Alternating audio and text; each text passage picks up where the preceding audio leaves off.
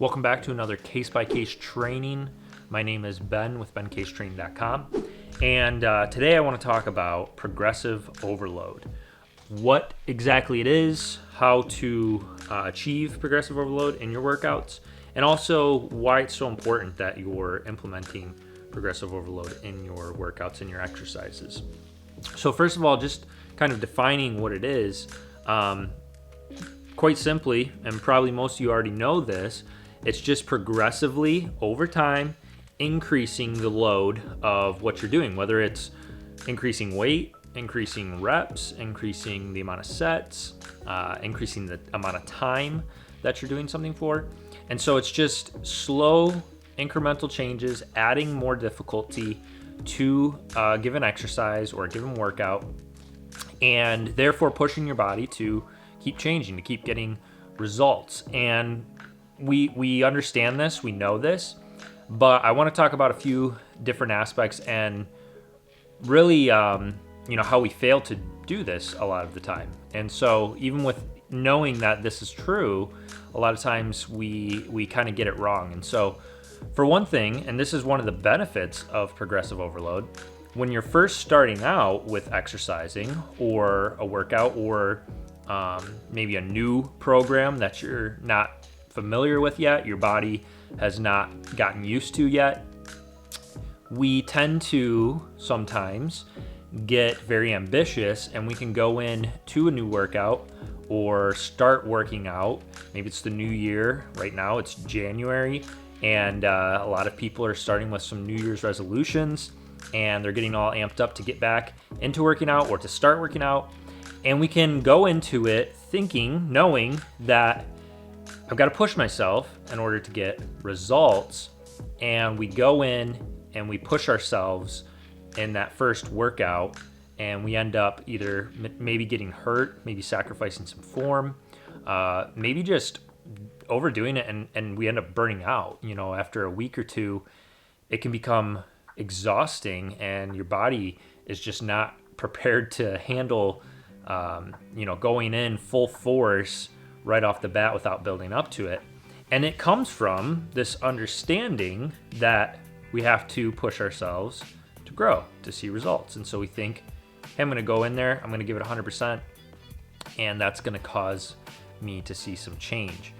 And again, the intention here is a good one, but the way we're going about it is not necessarily the idea of progressive overload.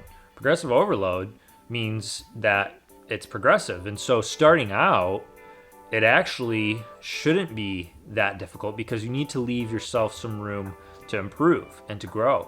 And so you're actually going to notice more benefit and better results if you start out more comfortably at a place that your body can handle, and then over time, each week maybe, or even every other week, you're slowly adding in more difficulty, allowing your body to perfect the exercises, perfect the form, get stronger, and then get to a place where you can now increase and add more.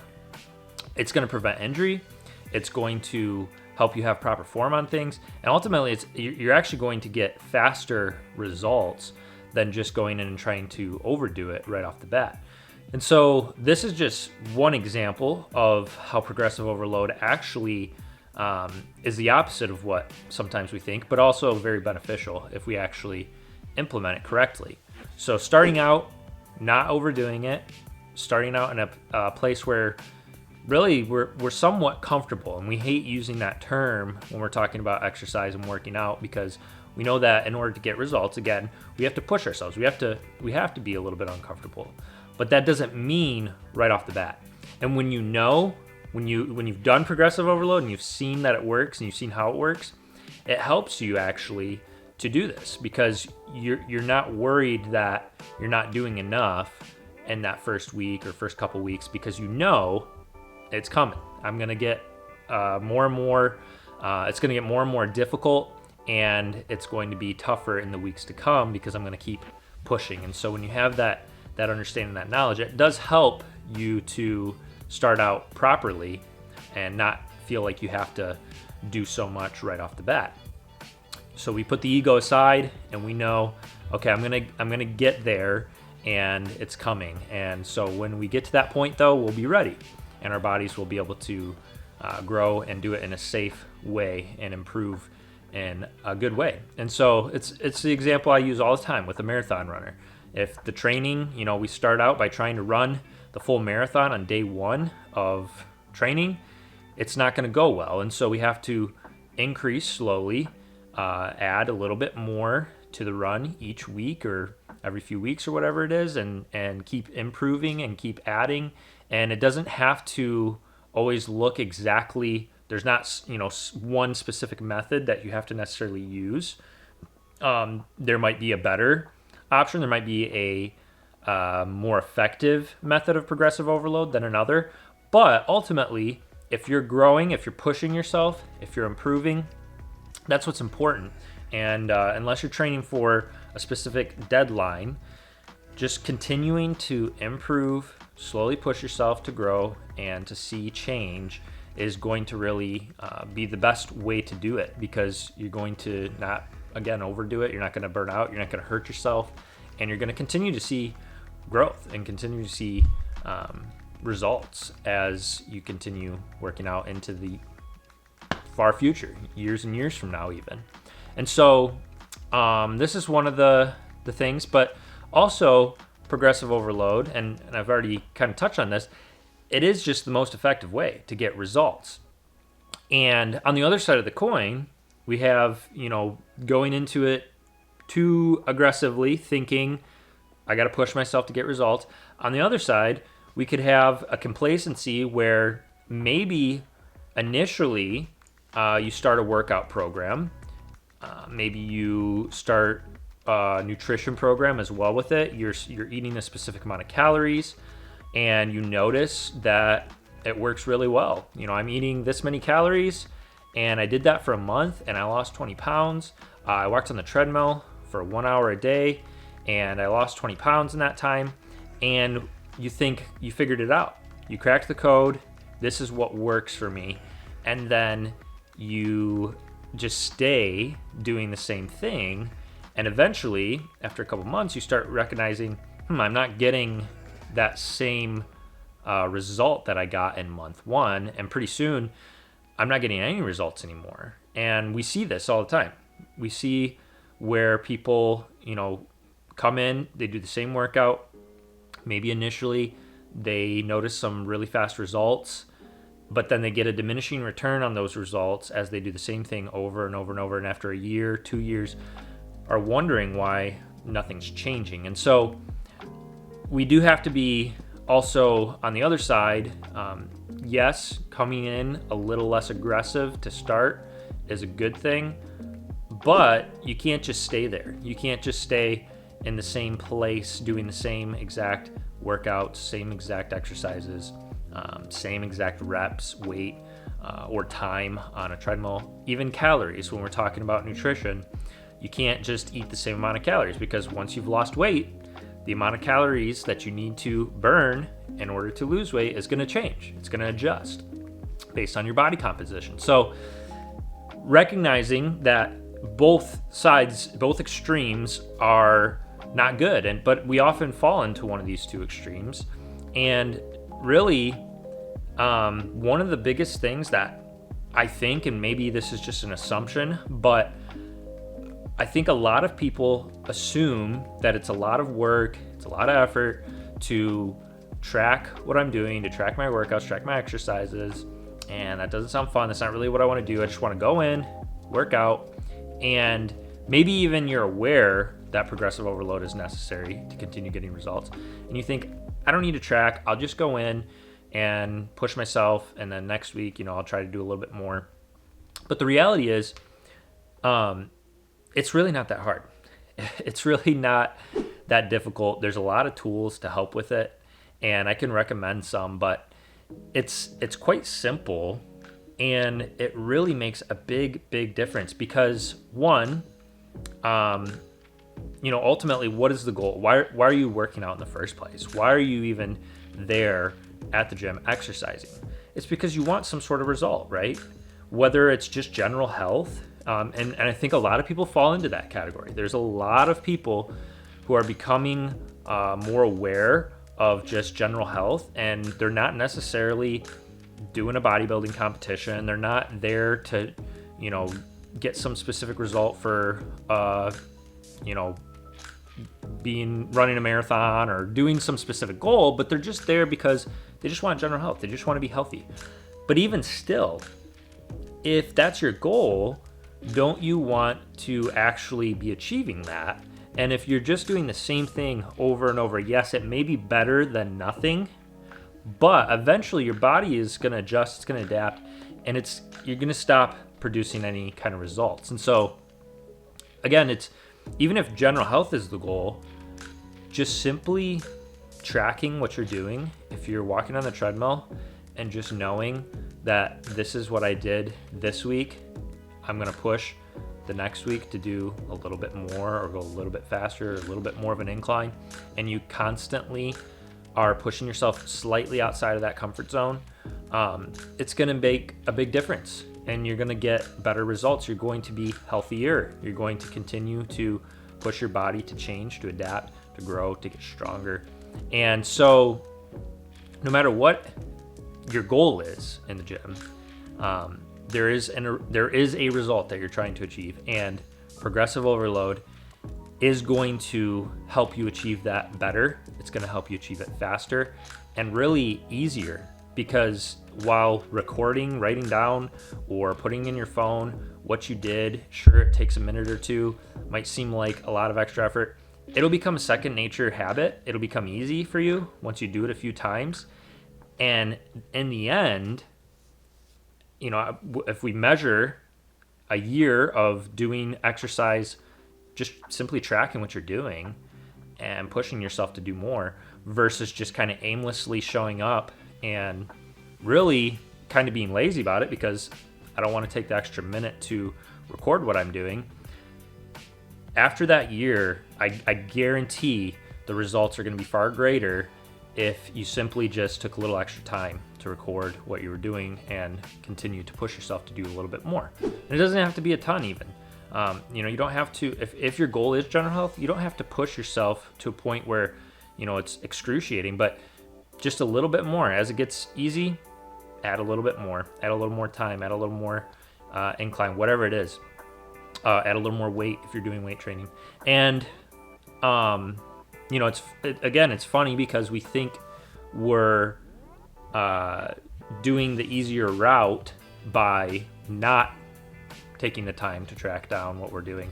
And it's actually not. It's not the easier route, because we can look back and see that didn't get me the best results. So the better route is the one that's going to produce the better results, and really not for much more energy expenditure. So there's definitely proven benefits, a lot of benefits to progressive overload, but also it's really just not as difficult as we might make it. You can download an app on your phone for tracking it. You could just do it in your notes. You could do it in the Numbers app, the Trainerize app that I use with my clients to train them. It's super simple. It has them just enter in the amount of reps or the amount of weight that they're doing, and it doesn't take that much time. People are on their phones so much anymore anyway in the gym. It really shouldn't be that difficult just to simply put, I did 10, I did 12, I did whatever, and it will pay off in the long haul. It may seem a little tedious at the time, but as you continue to progress over time, you're going to notice a big change and big results from doing this. So I strongly advise it. I would encourage you to start doing it. As far as the method of how to know when to increase or when to push yourself to do more, I have a method that I've created for myself, really originally when I started it, but also that I use for my clients now. And I'll actually, what I'll do is after this video, I'll just create a PDF, simple form, just to show you that you can find I'll put it down in the description of this video, and you can just click on it just to see an example of what it might look like and something you could do. You could create your own way. You could come up with a way. It doesn't have to be the same exact way as me. As long as you're continuing to push yourself to get change, to get results. That's what's important. And again, based on what you're trying to achieve, I think that we think that's for the serious athletes. Oh, that's for the, they're pushing themselves really hard to try to get these big results because they're in a bodybuilding competition, they're doing this, they're training for that. I'm just a normal person just showing up to the gym just for general health. Well, guess what? You don't have to be, pushing yourself to a point where you're laying on the gym floor dead and exhausted. Just simply adding a little bit, though, each week or every other week even, as you get comfortable, is going to cause you to continue to get results. It's going to cause you to continue to grow, and it will be even almost unnoticeable to your body. It's not going to necessarily take a ton of extra effort if you do it this way. If you continue to just up it when your body is ready to. And that's what my system is. It's based on the results I get.